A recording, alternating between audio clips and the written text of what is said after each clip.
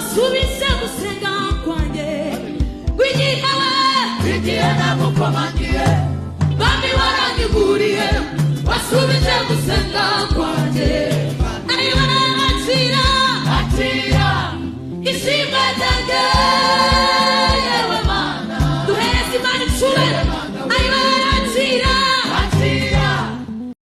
ADEPR isigaranye insengero zitarenga igihumbi, ntago zigera mu gihumbi rwose, kuko mu nsengero yari ifite zirenga ibihumbi bitatu. Insengero yari ifite zirenga ibihumbi 341, hasigaye insengero zidafunzwe 970. ni ukuvuga ngo hano hasohotse itangazo rikomeye cyane kandi nawe rirakureba.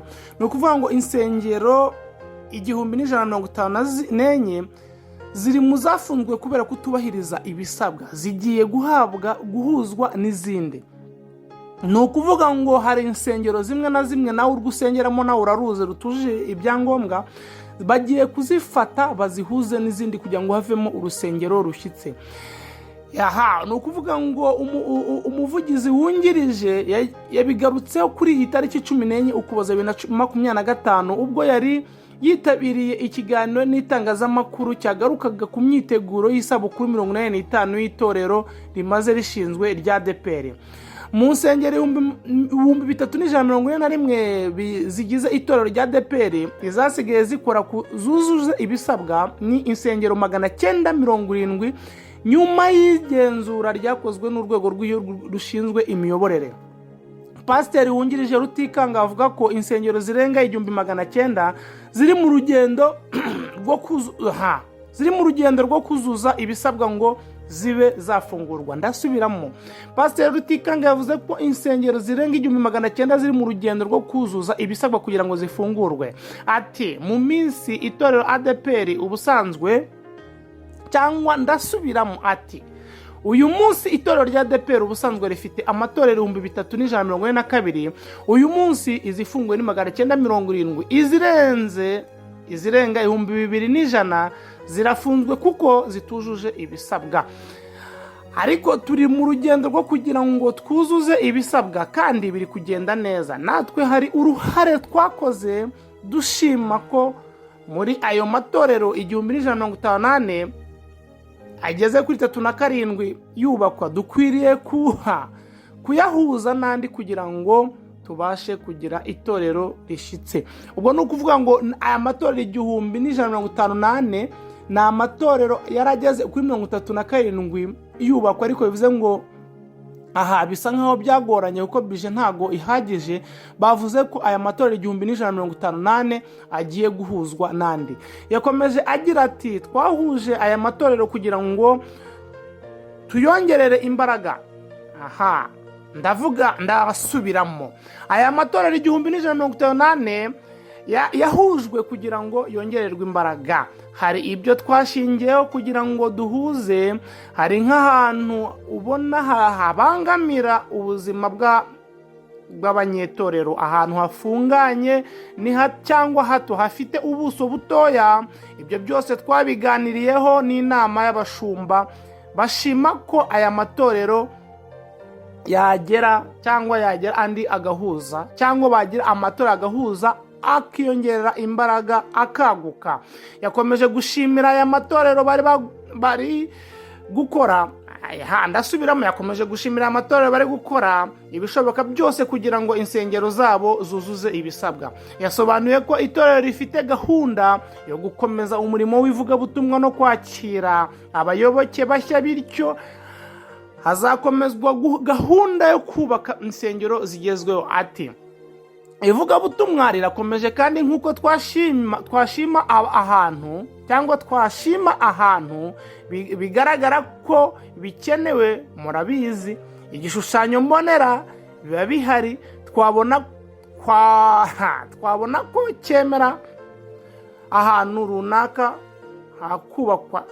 Yavuze ko twabona ahantu cyangwa tukabona ko ahantu hakubakwa urusengero tuzahagura niturangiza twubake urusengero. Ni ukuvuga ngo yakomeje avuga yuko tugize n'ahandi tubona twakubaka urusengero twazarwubaka, nizo zafunzwe hari ahantu hazima tubona twazubaka twazagura tukubaka, ari nk'ahantu hegeranye n'urwo rusengero tugiye guhuza n'urundi. Umushumba mukuru wa ADEPR Ndayizeye yavuze ko hari insengero 27 zamaze guhabwa ibyangombwa by'uko yujuje ibisabwa, ariko hari n'andi menshi yamaze gutangwa kugira ngo azasuzumwe, harimo n'urusengero rwacu rwa ADEPR. Murabyumva namwe ati kugira ngo tuvuge ubwo urusengero muze rwa ADEPR na ADEPR ku Murindi, ni ukuvuga ngo narwo ruri mu nsengero zatanzwe kugira ngo zisuzumwe. Ati kugira ngo tuvuge ko yujuje ibisabwa ni uko tuba twasuye insengero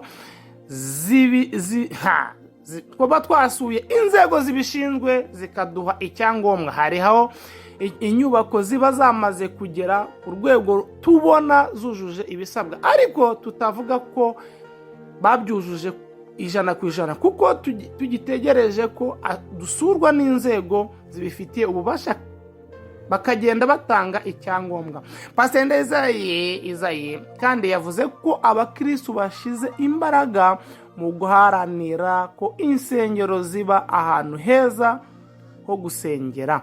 Umuyobozi nshingwabikorwa w'itorero rya ADEPR yerekanye ko 2023 ubwo itorero yikoreraga ubusesenguzi yasanze nibura insengero 40 zitari zikwiye kubaho, kandi RGB yarazifunze.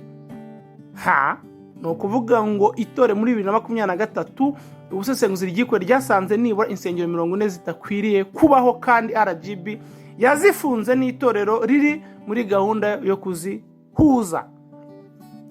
Ni ukuvuga ngo 40% z'isengero za ADEPR nabo ubwabo bikoreye igenzura basanga 40% ntizikwiye kubaho. Uwo ni ukuvuga ngo muri 60% z'isigaye zari zikwiye kubaho, ariko nazo hakaba harimo nibura 20% zujuje ibyangombwa, izindi 40 nazo zitujuje ibyangombwa. Kandi niyo mpamvu bari kuvuga ngo bagiye kuzihuza. Yerekanye ko kuri ubu ikigo gishinzwe ubuzima cya ADEPR ubuzima bwiza kiri muri gahunda yo kujya gitanga ubwishingizi ku nsengero zaba iza ADEPR cyangwa zandi matorero, cyane ko biri mu byasabwe na RGB.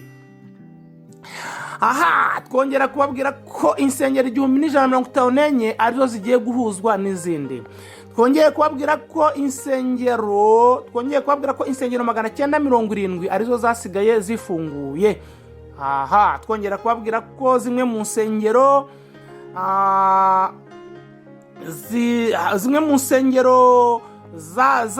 zafunzwe zigiye guhuzwa n'izindi, ariko twatubabwira yuko insengero zimwe na zimwe muri uyu mpera z'umwaka zigiye gufungurwa, kuko urutonde rwo ruragaragara. Yari Best Mind TV.